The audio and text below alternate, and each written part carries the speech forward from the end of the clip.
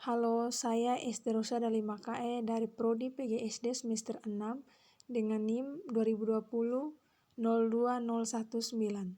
Pada video kali ini, saya akan mempresentasikan hasil portofolio dari sesi 2 sampai sesi ke-7.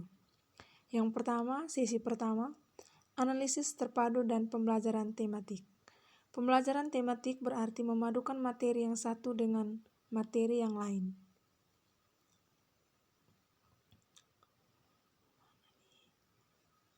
Jadi, pembelajaran tematik juga adalah bentuk model pembelajaran terpadu yang menggabungkan suatu konsep dalam beberapa materi pelajaran menjadi satu tema atau topik pembahasan sehingga terjadi integrasi antara pengetahuan, keterampilan, dan nilai yang memungkinkan siswa aktif menemukan konsep serta prinsip keilmuan. Pembelajaran tematik melibatkan beberapa kompetensi dasar, hasil belajar, dan indikator dari suatu mata pelajaran atau bahkan beberapa mata pelajaran.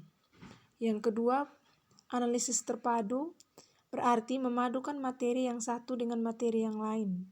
Pembelajaran terpadu sebagai suatu konsep dan sebagai pendekatan pembelajaran yang melibatkan beberapa mata pelajaran untuk memberikan pengalaman yang bermakna kepada siswa. Dikatakan bermakna karena dalam pembelajaran terpadu, siswa akan memahami konsep-konsep yang mereka pelajari melalui pengalaman langsung dan menghubungkannya dengan konsep lain yang sudah mereka pahami serta memberikan kesempatan kepada siswa untuk memahami masalah yang kompleks yang ada di lingkungan sekitarnya. Yang kedua, pembelajaran tematik dalam implementasinya pada kurikulum merdeka.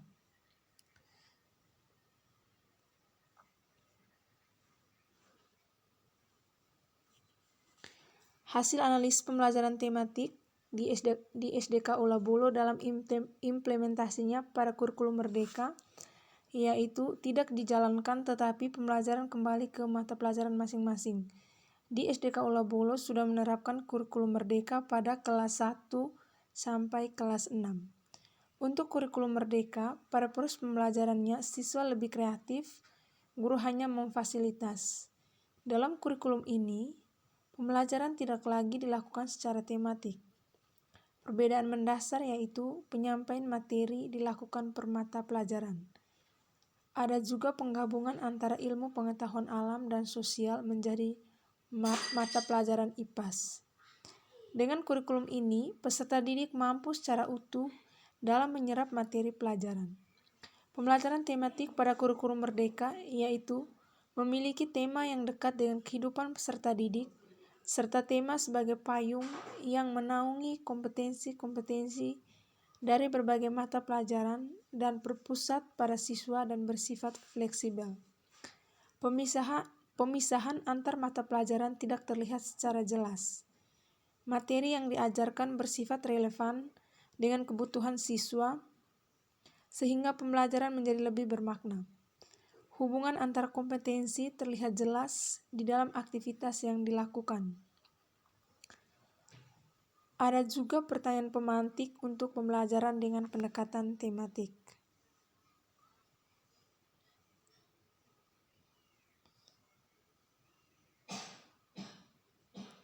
Yang ketiga, analisis buku guru dan buku siswa. Hasil analisis buku guru dalam melaksanakan pembelajaran di kelas.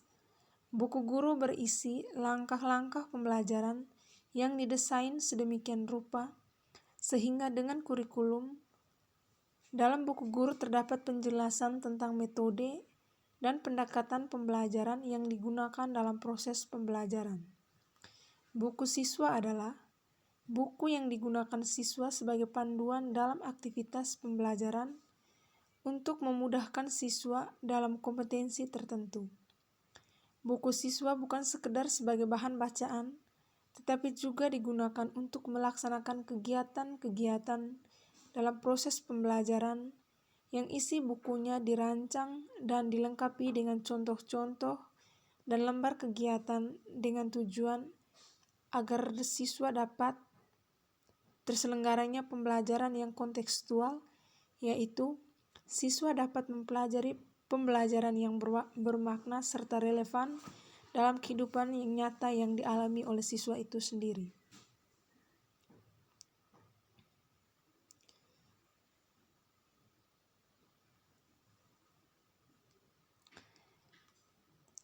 Yang keempat, analisis perencanaan pembelajaran di sekolah.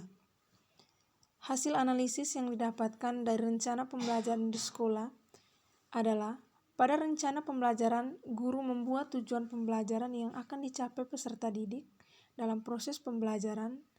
Guru mendesain kegiatan pelajaran yang terdiri atas kegiatan awal, kegiatan inti, dan kegiatan penutup.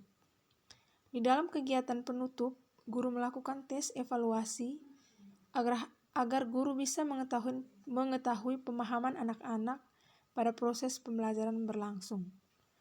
Pada saat itu juga dilakukan analisis nilai yang dibuat untuk mengetahui apakah proses pembelajaran sudah mencapai KKM atau belum. Dan apabila guru menemukan siswa-siswi yang belum mencapai KKM, maka akan diadakan perbaikan atau remedial.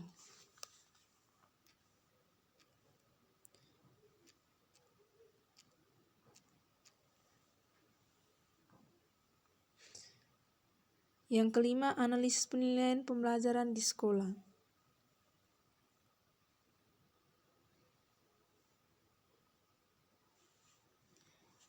Hasil analisis penilaian yaitu penilaian dapat dilaksanakan dengan cara observasi, penilaian diri sendiri, penilaian teman, penilaian harian, tugas, tes keterampilan, serta portofolio.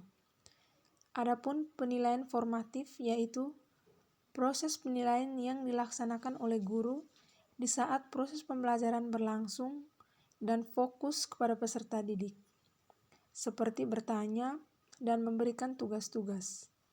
Ada juga penilaian sumatif dilaksanakan pada waktu-waktu tertentu, misalnya ujian tengah semester, ujian akhir semester, serta ujian kenaikan kelas. Metode yang digunakan berupa ujian atau tes. Adapun analisis penilaian hasil belajar yaitu proses mengolah nilai atau hasil penilaian untuk mengetahui tingkat keberhasilan peserta didik dalam pembelajaran yang telah dilaksanakan, dan hasil analisis tersebut digunakan untuk menentukan tindak lanjut jika dalam hasil penilaian yang diperoleh tidak sesuai dengan tujuan pembelajaran. Adapun analisis yang dilaksanakan oleh pendidik setelah mengumpulkan hasil penilaian yaitu analisis butir soal dan analisis daya serap siswa. Analisis butir soal ditentukan oleh tingkat kesukaran soal, daya beda, serta fungsi pengoce pilihan ganda. Setelah memperoleh analisis butir soal, maka dapat terlihat soal yang perlu diperbaiki atau direvisi untuk digunakan pada tes-tes berikutnya sehingga kualitas soal teruji dengan baik. Analisis daya serap atau ketuntasan siswa secara individu dan kelompok atau sangat perlu dilaksanakan untuk memperoleh informasi tingkat ketuntasan belajar siswa sebagai tindak lanjut yang akan dilaksanakan apabila daya serap sudah terpenuhi, maka pembelajaran dapat dilanjutkan atau melaksanakan pengayaan, dan jika tidak, maka perlu adanya pengulangan pembelajaran atau remedial. Yang terakhir, mengembangkan perencanaan dan penilaian.